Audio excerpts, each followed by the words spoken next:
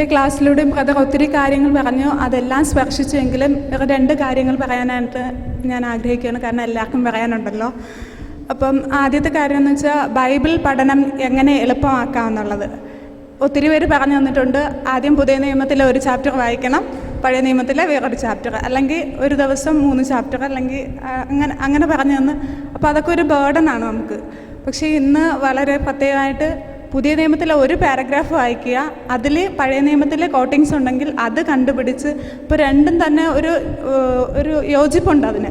അപ്പോൾ അത് നമ്മളൊരിക്കലും മറന്നു പോകത്തില്ല, നമ്മുടെ ഹൃദയത്തിൽ ആഴമായിട്ട് പതിയുകയും ചെയ്യും. അപ്പോൾ ഒരേ സമയം പുതിയ നിയമവും പഠിക്കാം, പഴയ നിയമവും പഠിക്കാം, ആ വചനം മറക്കത്തുമില്ല. അതൊന്ന്. പിന്നെ രണ്ടാമത്തെ കാര്യം ചെന്നായും കുഞ്ഞാടും.